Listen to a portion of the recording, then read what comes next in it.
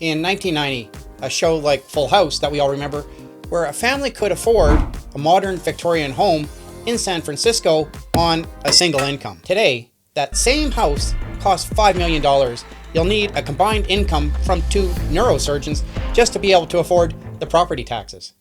Before we dive in, just a quick reminder. I am not a licensed financial advisor or mortgage specialist. This video is for informational and entertainment purposes only and reflects my own opinions and experiences. Since everyone's financial situation is different, please do your own research. You can find the full legal disclaimer in the description below. So this is where we're at now. 2 distinct groups of people. Those who work for the money and those who have assets that do the work for them. We're told how lucky we are because our iPhones are that much faster, because our televisions are that much thinner. However, most of us can't sleep inside our iPhone. The cushion that used to define the middle class, the ability to be financially stable, at least to some degree, and be relatively comfortable, has all but vanished, where most people can't even afford to cover a $1,000 emergency if the need arises. That so many more people are living paycheck to paycheck than ever before, and debt has become so normalized that it's almost customary that not having any debt is kind of miraculous in a way. Let's look at John here in Alberta. In 2006, John's household was likely making around $64,000, and a decent home in a city like Edmonton cost him about $285,000. He paid roughly $140 a week for groceries. After his mortgage and bills, John had enough flow left in his personal river to save for the future and enjoy life. Fast forward to 2026. John's household income has bumped up to $87,500. On paper, that looks like a win, a 36% increase. But when he looks at the rest of the river, the landscape has shifted. That same house is now valued at over $500,000. His weekly grocery bill has spiked to $337, meaning his family now spends over $17,500 a year just to eat. Even with a higher salary, John is carrying twice the debt on an income that only grew by a third. This isn't just simple inflation, it's a structural diversion. While John's wages grew modestly, the growth in the broader economy was funneled into assets, stock buybacks, executive bonuses, and real estate, rather than circulating back into the real economy. This creates a systemic risk. With 60% of Canadian mortgages renewing this year, many families like John's are hitting a wall. As they struggle to keep up, the pressure builds on the big 6 banks, proving that when the river is too concentrated at the top, the entire ecosystem becomes fragile. Now, for many people, their retirement plan is kind of fading away and just relying on hope, and a lot of people are spending hard-earned money just to be able to afford to live in a good neighborhood. I grew up in the 1980s, right, when I was 6 to 10, 12 years old. The days of He-Man action figures, the regular metal Transformers, the good kind, not the plastic ones that they have now. And things were so much different back then. I remember my dad was the primary breadwinner and my mom worked a second job, but really didn't need to that much, but it helped to support and grow our family and make us more financially secure. Now, if you say, well, both my parents work, that's nothing. It's almost customary now for them to have a side hustle or second job on top of that just to be able to get by. Since 1981, real wages have grown for the average worker by a pathetic 8%. In that same time frame, housing costs have exploded to over 450%. In 1986, a hardworking person could save up for a down payment on a home within roughly 5 years. By 2026, we're looking at anywhere from 17 to 30 years to come up with that same down payment. And I know where people are coming from, but so many people say, you just have to work hard. I did it back in my day. Things are so much different now. And those who don't agree, I'm sorry, are just simply ignoring the data. We're rapidly entering what economists call a rentier state. That's a polite way of saying that by 2050, most people will probably not own the roof over their head. They'll simply pay a monthly subscription for the right not to be homeless. So where did all this missing wealth go? Because it doesn't just disappear, it traveled upward. In the 1970s, a CEO made roughly about 20 times what the average worker made. Today, that ratio has ballooned to over 350 times to 1. Companies will often say that they can't afford to give you a raise yet, despite them having record bonuses or giving out high compensation packages, again, for the third time in a row, to their top executives and especially CEOs. For the life of me, I do not understand. I'm all for capitalism to an extent. I think some socialism is good to help protect the majority of people, but why do people need billions upon billions of dollars? Like, I'll never understand that. Once you've hit a certain level and you have more money than your grandkids can spend, why hoard it? Why do you need that much money when so many other people are suffering? I don't want everybody to have the same level of wealth because people work at different levels. They put in different amounts of effort, have different skills. But I don't understand why, instead of a slope like this, where it's a little bit more evened out and we don't have high elected kings, does the slope have to be like this, where you have everybody else and then you have a small sliver of the ultra wealthy?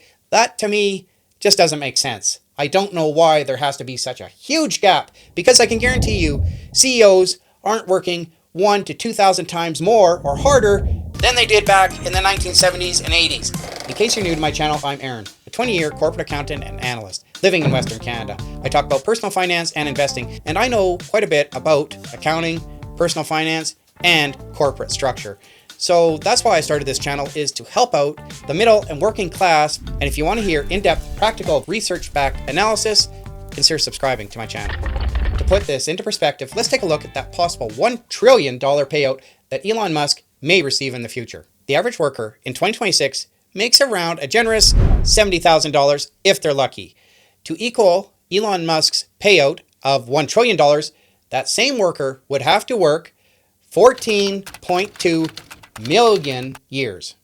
That's a lot of effort. If you stacked $1 trillion in $100 bills, one on top of the other, it would go 678 miles into space. So how much is $1 trillion really? Well, in about the amount of time it takes you to brew a cup of coffee, check out something on the news, what is that, roughly 10 minutes? That's over $1.9 million that you've earned. That equates to $3,171 every second. That's a lot of money. This is the scale of ultra wealth that's being sucked out of the economy and put into banks for the ultra wealthy. This isn't happening in a vacuum. Politicians often talk about, how there's competition and everybody has equal chance. Meanwhile, signing off on the sidelines to monopolies and saying, well, we don't agree with them, but we're going to help them out nonetheless. Canada is full of monopolies and oligopolies. I actually made a video on this very thing, how everything from groceries to telecom communication companies to banking is owned only by a select few. So if you look at all the subsidiaries and parent companies, there's actually not a lot of competition. And I always laugh to myself when I hear we're merging and taking over this company so that we can provide you with better customer service. No, you're not. I'm sorry, in my opinion, there's no reason why you would merge one company with another with the consumer in mind. You're doing it for market share, more price control, and for dominance. Like, that's primarily why many companies do this. It isn't to look out for the consumer. So people who were once your bosses telling you how to do your job, well, now the higher ups control our food, and now silently they're becoming our landlords. They've turned basic needs such as food, water, shelter, heat into a toll that the middle and poorer classes have to pay every month if they just want to survive. Think about what this actually means. You wake up, go to work, do everything right, and after housing, there's almost nothing left to show for it. Not for your kids, not for retirement, just survival. We're not talking about some distant movie plot. We're watching it happen right now. People with decent jobs choosing between groceries and keeping the lights on. That gap keeps widening. And for the next generation, home ownership doesn't just get harder, it becomes mathematically impossible for most of them. We're seeing evidence every day of shrinkflation, where people are paying more money for 20% less product. And cases where our GDP is growing very sluggish, the GDP per capita is actually still falling or remaining relatively stagnant at best. And we just keep taking on more people than we can handle. We've fallen into the two-income trap. It now takes two high-level professional salaries to equal what one factory worker could have easily afforded in the 1970s. Many people are using credit cards just to be able to pay for groceries and using debts or taking out home equity lines of credit against their house to build bridges that go nowhere. Of course, people are always responsible for their level of debt or financial stability to some extent, but a large chunk of this is not directly those people's faults. It's not that you went out and bought an extra latte that maybe you didn't need when the cost of your housing is so outrageously overpriced, or the cost of buying a new car is twice what it was 10 years ago. That extra latte is going to mean very little in the grand scheme of things. The question I believe that we have to ask is, how long are we going to keep fighting, and what strategy should we actually adopt in order to get results? Well, one thing that I prioritize over everything else is getting assets, and you hear this all the time, that will appreciate in value. If you can afford it, sure, a home. That is a big choice, and don't take it lightly, and don't just buy a home just to say you own a home. But if you can afford a small apartment or even a townhouse that is within your means, you're already financially ahead. But please don't stretch your budget just to be able to say, I own a home. There is absolutely nothing wrong with renting. A second thing I do is I buy less, but when I do, I really buy quality items. I had a friend, I won't say who, but they would buy a lot of items, right? Like everything. Well, that price, this is a good deal, I'll get one. Even if she didn't need it. If it was a good deal, she'd buy multiple items. And they weren't always the best quality, trust me. They were lower priced, junkier items, and her house was just filled with it. And she had so much, she'd eventually lose track of where she had it. And she'd go out and buy some more because she couldn't find the originals. I just buy a few high quality items that I really take care of, have pride in, and that lasts a long time, rather than being surrounded in a room with useless junk that I find I really didn't need. 2, use AI to your advantage. Like, we can't stop the spread of AI, right? And you can use it to find and discover new repetitive tasks that maybe it can help you with at work. But in your job, your experience, your leadership skills, your traits, your judgment, AI will have a very hard time replacing that. Use AI to start up a side hustle, a business, a newsletter, help promote your business, whatever the case may be, to bring in additional income, and then take all of that extra income, like I've always said from the start, and channel it towards accumulation of assets, investing. In case you're new to my channel, I'm Aaron, a 20-year corporate accountant living in Western Canada. I talk about personal finance and investing. A little bit of background on me. I've worked in corporate cultures and offices before, many different companies. I've held almost 25 different jobs, so I have a wealth of experience to draw on, and I started this channel so that I could give back to the middle class, something that I firmly believe in based on my mistakes and my experiences. If this sounds like something you'd be interested in, consider subscribing to my channel.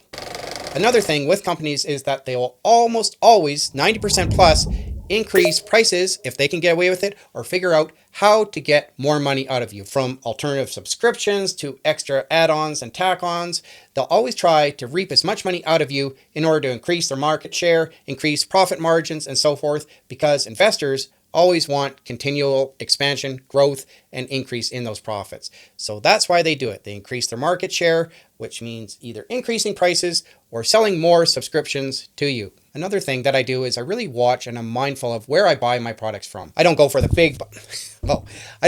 big box monopolies if I can help it. I try to support the little guy, the local vendors, if I can. Some stores I think are just horrible and I hate shopping there. I won't say who they are, but you know them. And a final thing is use AI to your advantage. I've created some prompts here that will do 3 different things depending on what prompt you choose. And this can either help to streamline your finances, help to provide your job with, well, future proofing, or at least assisting in not becoming your job becoming obsolete and automated in the future. And the third is how to potentially take and factor in inflation. If you want to buy a house, is it better for you to buy a house now?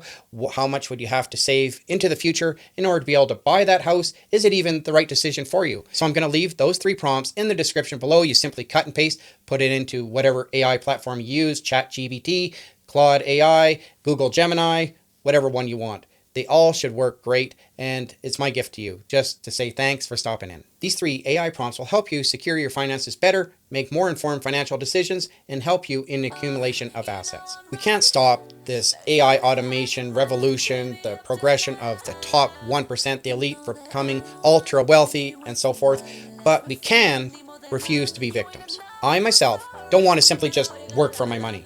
I want to channel my energy and my investments towards the accumulation of tangible assets and actually own my financial future. If you're interested in 2 more great videos about personal finance and investing, such as when should you fix, repair, or replace a car? What is the best financial choice and how to know the difference? Check out this first video here. And if you want something with a little bit more meat on it, but entertainment as well, check out this other video.